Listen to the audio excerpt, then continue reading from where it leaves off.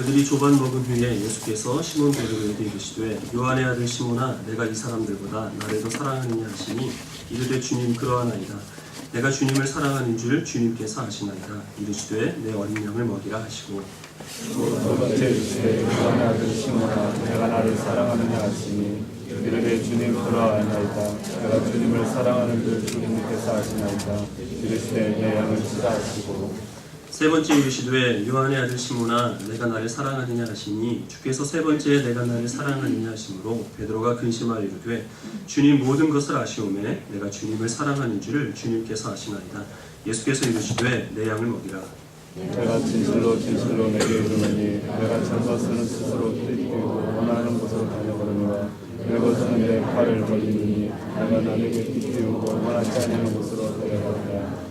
이 말씀을 하시면 베드로가 어떠한 죽음으로 하나님께 영광을 돌릴 것을 가리키심이로라. 이 말씀을 하시고 베드로에게 이르시되 나를 따르라 하시니 베드로가 돌이켜 예수께서 사랑하시는 그 제자가 따르는 것을 보니 그는 만찬 속에서 예수의 품에 의지하여 주님을 파는 자가 누구니까 묻던 자라. 이에 베드로가 그를 보고 예수께 여짜오되 주님 이 사람은 어떻게 되겠사옵나이까. 예수께서 이르시되 내가 올 때까지 그를 머물게 하고자 할지라도 내게 무슨 상관이냐. 너는 나를 따르라 하시더라. 읽겠습니다. 이 말씀이 형제들에게 나가서 나는 죽지 아니하겠다 하였으나 예수의 말씀은 그가 죽지 않겠다 하신 것이 아니라 내가 올 때까지 그를 머물게 하고자 할지라도 내게 무슨 상관이냐 하신 것이라. 작년 10월에 홍해선이라는 사람이 혜성같이 등장합니다. 이 사람은 자기가 선지자라고 주장을 했는데요. 하나님께 계시를 받았는데 12월에 우리나라에 전쟁이 나는 거죠. 정확히 이제 12월 14일에 북한군이 남쪽으로 쳐들어와서 전쟁이 일어나기 때문에 모든 국민들이 다 회개하고 기도하고 이렇게 이제 우리나라에 있는 종북 세력들을 척결을 해야 된다. 이런 주장을 했습니다. 그래서 교회에서 홍해선 씨를 초청을 해서 강연을 들은 그런 교회도 많이 있고 어떤 그리스도인들은 전쟁이 날 것을 대비를 해서 실제로 이민을 간 사람들도 여럿이 있습니다. 근데 우리가 잘 아는 것처럼 12월 14일은 아무 일도 일어나지 않았죠. 그래서 그 홍해선 씨한테 당신이 그럼 사기친 거냐? 왜 아무런 일도 일어나지 않냐? 이것을 이제 따지니까 홍해선 씨가 하는 말이 실제로는 전쟁이 났다는 겁니다. 12월 14일에 약 20만 명의 북한군이 우리나라로 쳐들어왔고 지금 제2롯데월드와 그리고 또 그 청와대를 점령을 하고 있다. 그러나 이 언론이 종북 세력에 장악을 당하여서 그것이 발표가 되지 않았을 뿐이다. 이렇게 얘기를 했습니다. 그래서 확인해 볼 사람은 제2롯데월드하고 청와대를 가서 확인을 하려고 해보아서 제가 직접 제2롯데월드를 가봤습니다. 언제 갔냐 하면 성탄절날 갔습니다. 그때 우리 중고등부 학생들이 그 레디비 했죠. 그래서 정말 나 예배 끝나고 뭐 하지? 이 생각을 하다가 제2롯데월드를 실제로 가봤습니다. 딱 깜짝 놀랐습니다. 놀라지 마십시오, 여러분. 음식값이 얼마나 비싼지 붕어빵 하나 3,500원. 북한군은 찾아볼 수가 없었습니다. 잘 숨어 있었는지. 때마다 교회에서 그런 사람들이 나오죠. 몇 월 며칠에 하나님 무슨 일을 할 것이다. 예수님께서 다시 오실 것이다. 그런데 그런 이야기들이 맞은 적이 없습니다. 그런데도 불구하고 끊임없이 교회에서는 계속 그렇게 자기가 앞날을 내다본다. 하나님께서 언제 무슨 일을 할 것이라고 내게 말씀하셨다.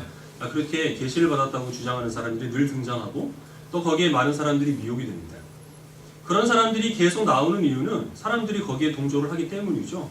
거기에 휩쓸리기 때문에 그렇습니다. 그러나 성경에서 말씀하고 있는 모든 예언은 앞일에 어떤 일이 일어날 것인가 라는 것을 미리 알려주는 데 있지 않고 예수님께서 하나님의 아들이고 예수님이 그리스도라는 사실을 증거하는 그 수단으로 동원되는데 그 모든 성경의 예언들이 의미가 있습니다. 예수님께서는 이미 이 땅 가운데 육신을 입고 오셨고 예수님이 제자들에게 하신 그 말씀이 성경으로 우리들에게 완성이 되어서 전달되었기 때문에 사실 어떤 사람이 와서 내가 하나님의 계시를 받았다 이런저런 예언들을 하더라도 그것이 어떤 가치를 가질 리는 없죠. 특별히 우리는 몇 월 며칠에 무슨 일이 일어난다 하는 이야기에 대해서는 단언컨대 100% 거짓말입니다. 그래서 그런 것에 대해서 절대 미혹되어서는 안 됩니다. 그러나 사람들이 자꾸 거기에 마음이 끌리는 이유는 그렇게 우리가 조금이라도 다른 사람들보다 앞에 어떤 일이 일어날 것인지를 예측할 수 있다면 남들보다 더 유리한 기회를 차지할 수 있게 되고 그리고 또 화를 면할 수 있게 되지 않을까 하는 그런 불안감과 기대감 때문에 그런 데 휩쓸리게 마련이죠. 종류는 조금 다른 것인데 청솔 아파트 앞에 플래카드가 하나 걸려 있습니다. 현수막에 뭐라고 써 있냐면 구순현 집사 초청 특별 간증 집회 이렇게 되어 있습니다. 구순현 집사라는 사람이 어떤 사람이냐 하면 천국과 지옥을 보고 온 사람입니다. 그래서 사람들한테 지금까지 이제 15년 동안 본인 주장에 의하면 6천여 교회를 다니면서 간증을 했다고 하는데요. 천국은 이런 곳이다, 지옥은 이런 곳이다 라고 세세하게, 아주 자세하게 간증을 하고 그러고 다닙니다. 이것이 가능한 일일까요? 이것도 역시 제가 단언컨대 말씀을 드리는데 천국과 지옥을 보고 왔다고 말하는 사람들은 모두 다 의도적으로 거짓말을 하는 것이든 그렇지 않으면 의도적이진 않더라도 헛것을 받은 간에 우리가 귀담아 들을 내용들은 하나도 없다는 것이죠.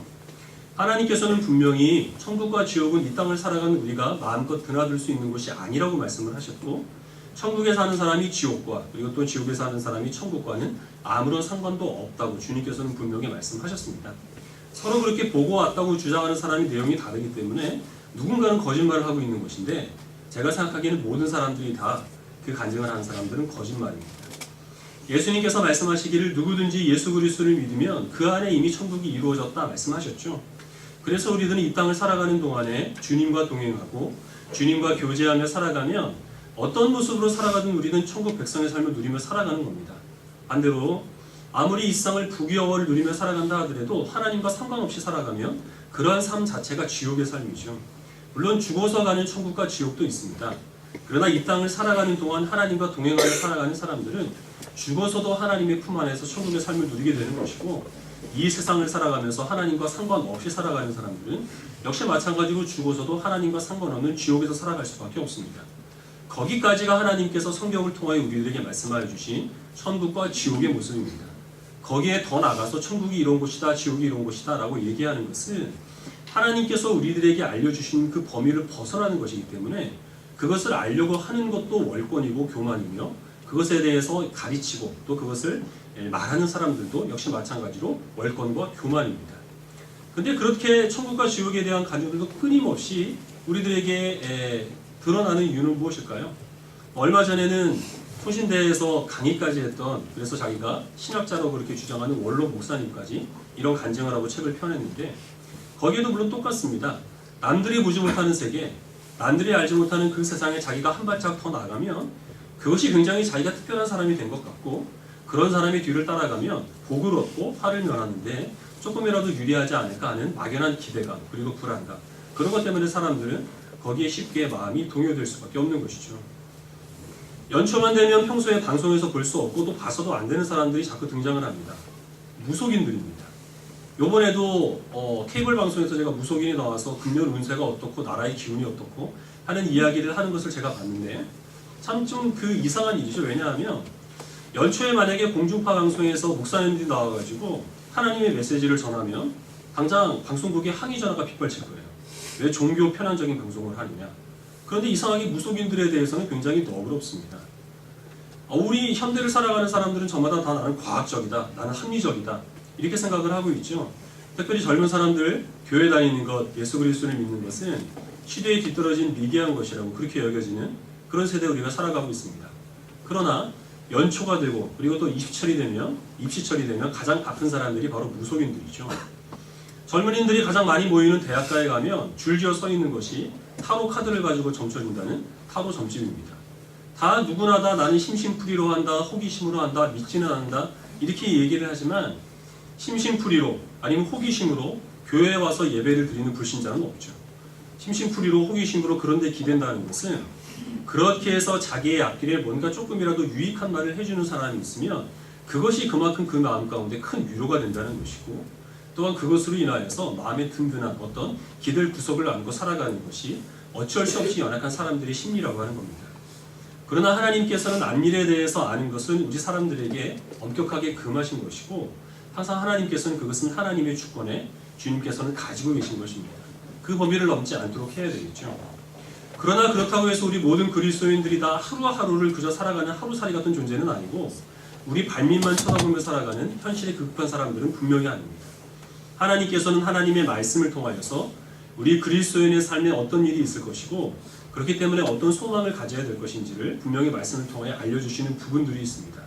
우리는 그래서 하나님께서 알려주시는 그 영역만큼만 우리가 알기를 힘쓰고 거기에서 우리에게 향하신 하나님의 뜻이 무엇인지는 분별하여서 특별히 한 해를 시작하는 이의 첫 주일에 우리를 향하신 하나님의 뜻 가운데서 우리가 꿈을 품고, 그리고 또한 우리가 계획을 가지고 살아가는 것이 어떠한 것인가를 분별하는 그런 은혜를 누리기를 원합니다.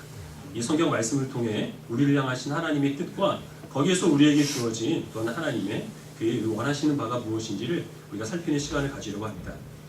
오늘 읽은 요한복음 21장 말씀은 예수님께서 부활하신 후에 제자들을 다시 만나서 일어난 사건들을 다루고 있습니다.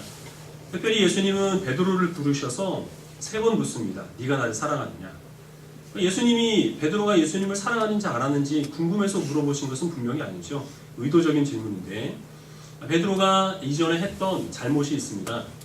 예수님께서 이리저리 끌려다니시면서 재판을 받을 때 3번에 걸쳐서 예수님을 부인했죠. 나는 예수님을 모릅니다. 배반했습니다.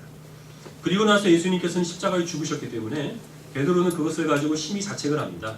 자신이 그 예수님을 배반한 그 죄를 회개할 기회를 영영 상실해버렸다고 생각했기 때문이죠.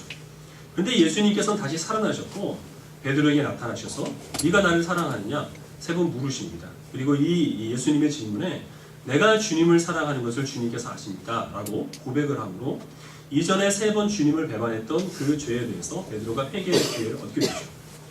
그리고 예수님께서는 베드로에게 그 제자의 신분, 그 직분을 다시 회복시켜 주십니다. 내 양을 먹이라 라고 말씀을 하시죠. 예수님께서 예수님의 백성으로 삼아주신 그 하나님의 자녀들을 베드로가 말씀을 통하여서 그들에게 복음을 전하고 그들을 양육할 이 목자로서의 사명을 그에게 다시 허락하여 주시는 겁니다. 근데 예수님께서는 베드로가 듣기에 굉장히 불길한 그런 말씀을 하시죠. 18절 말씀을 제가 다시 한번 읽겠습니다. 내가 진실로 진실로 내게 이르노니 내가 젊어서는 스스로 띠띠고 원하는 곳으로 다녔거니와 늙어서는 내 팔을 벌리더니 남이 내게 띠띠우고 원하지 아니하는 곳으로 데려가리라. 예수님께서 하신 말씀은 네가 젊었을 때는 네가 네 옷을 여미기 위하여서 스스로 허리띠를 했을 것이고 너 원하는 대로 마음껏 다녔겠지만 그러나 이제는 남이 너에게 띠를 띠울 것이다. 이것은 베드로가 누군가에 의하여서 결박을 당할 것을 의미합니다. 꽁꽁 묶이게 될 것이고 남들이 너를 이리저리 끌고 다닐 것이고 네가 팔을 벌리게 될 것이고 결국에는 내가 걸었던 그 길을 너도 걷게 될 것이다. 이렇게 말씀을 하십니다. 이 말씀이 어떤 의미가 있는지는 누구보다 베드로가 잘 알고 있었을 텐데요. 예수님께서 순환 예고를 했을 때 베드로가 이렇게 얘기를 합니다. 예수님께서 어디를 가든지 내가 주님의 뒤를 따르겠습니다. 근데 예수님께서는 네가 지금은 내가 오는 그 길을 따를 수가 없다. 그러나 때가 되면 내 뒤를 따를 것이다. 이렇게 얘기하시고 네가 닭이 울기 전에 3번 나를 부인하리라. 이 배반에 대한 예언을 하십니다. 근데 이 모든 것들은 다 지금 베드로가 미처 예수님을 따를 준비가 안 돼 있다는 것을 예수님께서 말씀하신 것이죠. 내가 주님의 뒤를 따를 수 있습니다. 내가 할 수 있습니다. 이런 생각을 가진 사람은 주님 주신 그 사명을 감당하기에 부족하다는 겁니다. 철저한 자기에 대한 실패를 겪고 그래서 베드로처럼 내가 주님을 사랑하는지 나는 확신할 수 없지만 주님이 더 잘 아십니다. 라고 그런 주님을 인정하는 그 믿음을 가진 사람들이 비로소 주님의 뒤를 따를 것을 주님께서는 베드로에게 말씀하신 것이죠. 근데 베드로는 그 뒤에 있었던 그 배신에 대한 그 예언이 정확하게 자신에게 이루어졌다는 것을 알았기 때문에 이제는 네가 나이 들면 남이 너에게 띠를 띠우고 네가 결국에는 내가 걸었던 그 십자가의 길을 걸을 것이다 라는 그 말씀이 이 양을 먹이는 사명이 어떠한 고난이 그들에게 이 베드로에게 요구되는 것인지를 너무나 잘 알고 있었던 겁니다. 달갑지 않았겠죠. 이 말씀이 그저 기쁘게 받아들일 수 있는 마음은 아니었을 겁니다. 그래서 베드로는 어떻게 하느냐면 자기의 뒤에 따라오는 한 사람을 쳐다봅니다. 이 사람은 예수님의 사랑하시는 제자라고 되어 있는데 이 요한복음을 쓴 사도 요한입니다. 그리고 예수님께 묻습니다. 내가 가야 될 그 길이 그렇다면 저 사람은 어떻게 되겠습니까? 나만 고생을 하는 겁니까? 나만 주님이 주신 그 십자가의 길을 걷게 되는 겁니까? 그럼 저 사람은 편안하게 살겠습니까? 이걸 묻는 것이죠. 예수님께서는 내가 올 때까지 그를 머물게 하고자 할지라도 그것이 내게 무슨 상관이냐 이렇게 말씀을 하시는데 그 말씀을 들은 다른 제자들이 이 말씀을 오해를 합니다. 주님께서 재림하실 때까지 이 사도 요한은 그때까지 이 생존에 있을 것이다 라는 그러한 식으로 오해를 했는데 여기에서 사도 요한이 밝히는 것은 예수님이 하신 말씀은 그런 의미가 아니라 베드로가 가는 길과 요한이 가는 길은 서로 상관없는 다른 길이라 하더라도 주님께서 베드로에게 주신 그 십자가의 길을 묵묵히 따를 것을 베드로에게 요구하셨다. 바로 그것이 예수님께서 하신 말씀의 의미다 라는 것을 이 제자들에게 다시 한번 이 요한복음을 통하여서 밝히는 것이죠. 예수님이 말씀하신 대로 예수님께서 이 말씀을 하신 지 30년 후에 베드로는 순교를 당합니다. 전설에 의하면 예수님께서 죽으신 그 십자가에 거꾸로 매달려 죽은 것으로 이렇게 알려져 있는데 정확하게 어떻게 사망했는지를 알 수 없지만 어쨌든 예수님께서 가신 그 길을 그대로 걷다가 예수님과 같이 믿지 않는 사람들에 의해서 죽음을 당하게 됩니다. 반대로 사도 요한은 베드로가 죽은 후에도 30년 동안 더 살면서 90세까지 장수하면서 자연사합니다. 순교를 하지 않습니다. 물론 자유로웠던 것은 아니고 반모섬이라는 곳에 이제 유배를 당하게 되는데요. 이 베드로는 사역의 범위가 넓었습니다. 여기저기 다니면서 복음을 전하는 일을 했고 반대로 사도 요한은 그렇지 않고 에베소 지역, 지금의 터키 지방인데 그 지역에 오래 머물면서 한 곳에서 오랫동안 목회를 합니다. 베드로는 남긴 성경이 베드로 전후서, 이 서신 두 편이 있죠. 마가복음의 경우에는 이 마가가 베드로의 비서였기 때문에 아마도 직접 예수님의 행하신 일을 봤던 그 베드로의 영향을 받아서 마가가 기록했을 것이라고 그렇게 우리가 받아들여지고 있지만 어쨌든 베드로가 직접 저술한 성경은 베드로 전후서입니다. 근데 사도 요한은 오늘 우리가 읽은 이 요한복음을 썼고 요한 1서, 2서, 3서를 썼고 마지막에는 요한 계시록을 남기게 됩니다. 요한과 베드로는 모두 다 하나님께서 선택하신 하나님의 사도의 예수님의 제자였습니다. 그런데 그들이 간 그 길은 사실은 상반된 길이죠. 그런데 우리들이 그 사도 요한과 그리고 사도 베드로의 그 걸었던 길을 지금 평가하면서 누가 더 우월하다, 누가 더 복되다 이런 우열을 나눌 수가 있을까요? 없지요. 베드로가 60세에 순교를 했다고 하여서 90세 동안 살았던 그 사도 요한보다 복받지 못했던 저주받은 인생이라고 할 수 없습니다. 베드로는 순교를 했는데 사도 요한은 자연사를 했다고 해서 베드로가 더 하나님께 신실한 사도이고 그리고 사도 요한은 좀 덜 신실한 사도라고 우리가 그렇게 사도 요한을 폄하할 수 없죠. 베드로는 서신서를 2편 남긴 반면에 사도 요한은 5권의 성경을 남겼다고 해서 사도 요한이 더 하나님께서 보시기에 기뻐하는 일꾼이다 그렇게 말할 수는 없습니다. 걸어갔던 그 길에 그 과정은 다르지만 그러나 동일하게 예수님께서 그에게 주신 그 사명을 저마다 자기의 은사를 살려서 그리고 자기가 처해 있던 그 환경 가운데서 죽을 힘을 다해서 최선을 다해서 그 길을 걸었기 때문에 그 모든 것들은 다 예수님께서 보시기에 잘했다 칭찬받을 아름다운 모습이라는 것이죠. 강남에서 목회를 하던 서울에 있는 어떤 한 목사님이 농어촌교회 목사님들이 모여서 이 세미나를 한 곳에 강사로 갔다고 합니다. 그런데 이 목사님께 농어촌교회에서 목회를 하던 그 목사님들이 울부를 토했다고 해요. 어떤 내용이냐면 우리들은 이렇게 힘든 오지에서 어렵게 목회를 하고 있는데 당신은 도시에서 너무나 편안하게 목회를 하고 있지 않느냐. 근데 당신은 우리들에 대해서 관심이 없다. 이런 것을 가지고 열변을 토했다고 합니다. 그러니까 이 서울에서 목회를 하던 목사님이 뭐라고 얘기를 했느냐 하면 억울하면 도시로 올라오세요. 그렇게 얘기를 했대요. 시골에 있는 그분들이 도시에 있는 분들한테 피해의식을 가지고 그렇게 울분을 토하는 것이 합당할까요? 그렇지 않으면 억울하면 당신들도 서울에 올라오세요. 이렇게 좀 냉정하게 얘기했더니 목사님이 더 합당할까요? 큰 교회를 담임을 하느냐 작은 교회를 담임을 하느냐 도시에서 목회를 하느냐 시골에서 목회를 하느냐 하는 것을 가지고 이 목사님이 더 뛰어난가 정 목사님이 더 열등한가 그런 것을 나눌 수는 없죠. 분명히 여러분 그렇게 생각하실 겁니다. 도시에 세우신 목사님에게는 도시에서 하실 일이 있기 때문에 하나님께서 도시에 있는 강단에 세우신 것이고 농어촌 교회에도 복음을 드려야 될 사람들이 있기 때문에 하나님께서는 그분들을 들어서 그곳에 보내셔서 그곳에서 선교 사명을 이 목회 사명을 감당하게 하신 것이죠. 저마다 자기가 있는 곳에서 자신의 양을 먹이는 그 일을 신실하게 감당을 하는 겁니다. 그것들이 우연의 차이가 아니라고 생각한다면 당연히 큰 교회를 담임하시는 분이나 도시에 있는 분들이 작은 교회나 아니면 농어촌 교회 목사님들을 얕보는 일은 없어야겠죠. 그분들 절대 무시해서는 안 됩니다.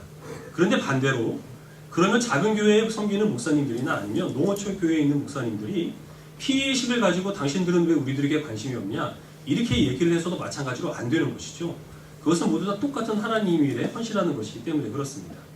만약에 저의 이 말에 여러분들이 동의를 하신다면 베드로와 요한이 걸었던 그 길이 상반되지만 모두 다 하나님께서 기뻐하시는 사도로 주님께서 받으셨다면 도시에 있는 목사님이든 시골에 있는 목사님이든 다 저마다 하나님께서 원하시는 것은 거기에서 양을 먹이는 그 사명을 목숨을 다하여 감당하기를 주님께서는 원하신다는 것을 믿는다면 모든 성도들의 삶 가운데서 역시 마찬가지라고 한다는 겁니다.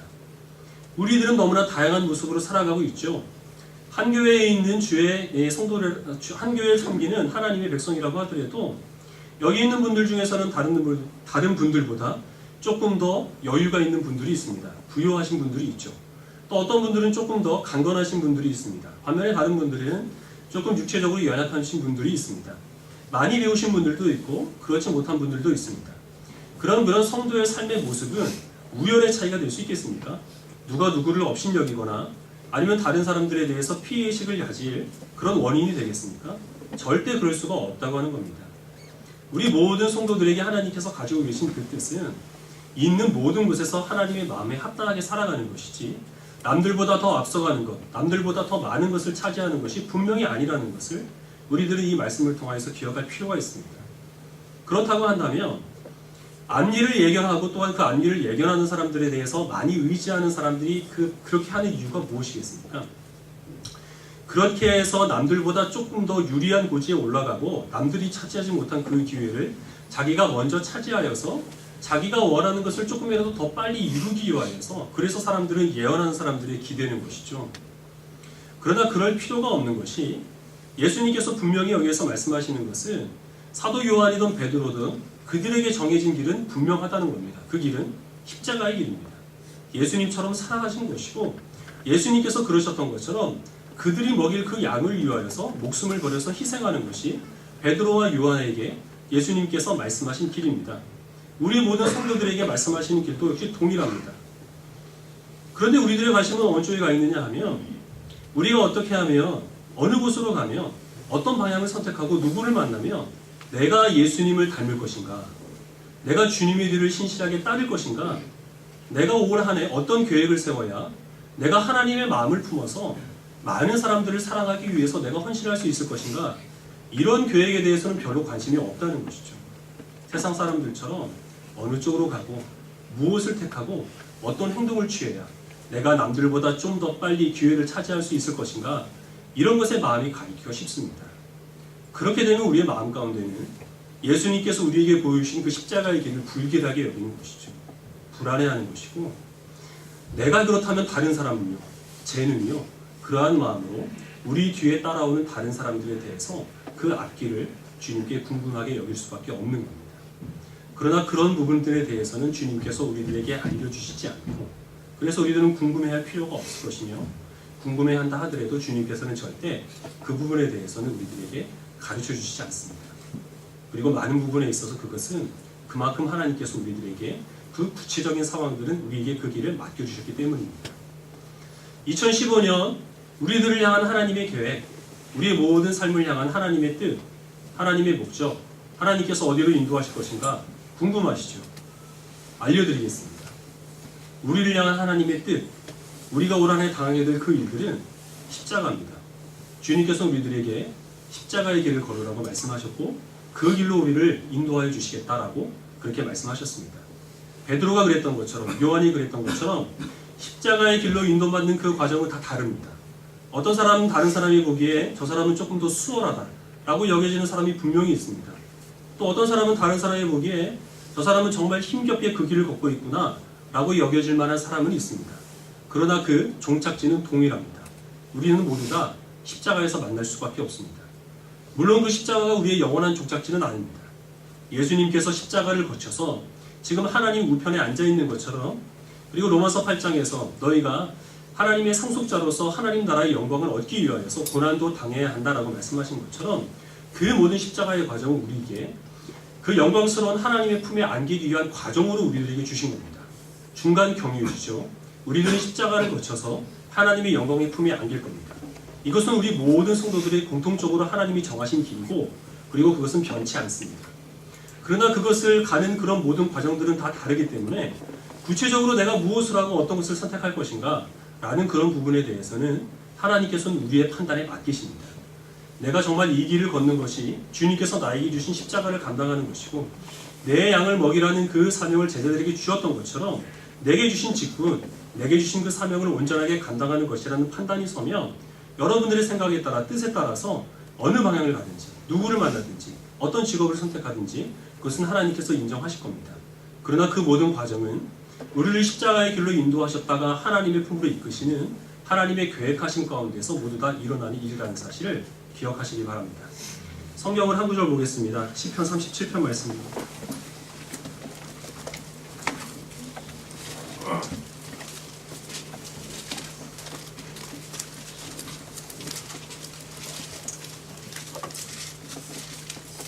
구약 828페이지에 있습니다. 시편 37편 1절부터 6절까지의 말씀을 저희 한 절씩 기록하겠습니다.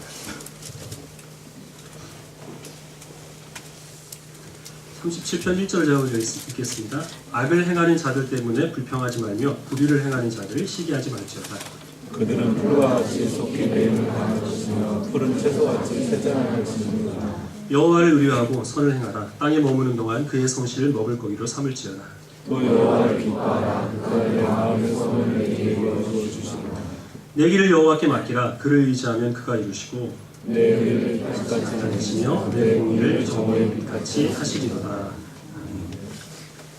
연말에 방송국마다 시상식이 많이 있었죠. 이번에 어떤 방송국에서 신동엽 씨가 이런 말을 했는데요. 하나님께 영광을 돌린다는 분은 많은데 왜 부처에게 영광을 돌리는 사람은 없냐, 이런 얘기를 했습니다. 정말 보면 그 상을 받을 때 하나님께 모든 영광을 돌린다는 연예인들이 많죠. 제가 예전에 한번 그렇게 말하는 부분에 대해서 조금 이렇게 부정적인 뉘앙스로 말씀드린 것 같은데, 그 이유는 그렇게 하나님을 영광을 돌린다는 사람들이 이제 연예 활동을 하는 부분에 있어서는 이제 좀 신실하지 못한 것 같은 그런 아쉬움을 말씀드린 것이고, 사실 그렇게 자기의 신앙을 많은 사람들 앞에서 고백을 하고 자기가 힘써서 이뤄낸 일에 대해서 그 모든 영광을 하나님께 돌린다고 고백하는 것은 그 사실만으로도 굉장히 귀한 일입니다. 그것을 볼 때마다 가슴이 좀 뭉클해지고 감동이 있는데, 신동엽 씨는 장난삼아 얘기를 했겠죠. 왜 부처님께 영광을 돌리는 사람이 없을까요? 직접 제가 들은 것은 아니고 전해 들은 얘기인데, 그러나 그 장난삼아한 그 얘기 가운데 사실 기독교 신앙의 핵심을 지금 제대로 찌르고 있는 겁니다. 기독교 신앙 외에 세상에 있는 모든 사상과 그리고 모든 존재는 다 사람을 바탕으로 하죠. 사람에게서부터 출발을 해서 사람이 진행하고 사람이 이루어갑니다. 거기에 어떤 하나님의 개입도 인정하지 않는 것이 무신론이고, 신의 개입을 인정만 하되 돕는 역할만 하는 것이 세상에 존재하는 모든 그 종교입니다.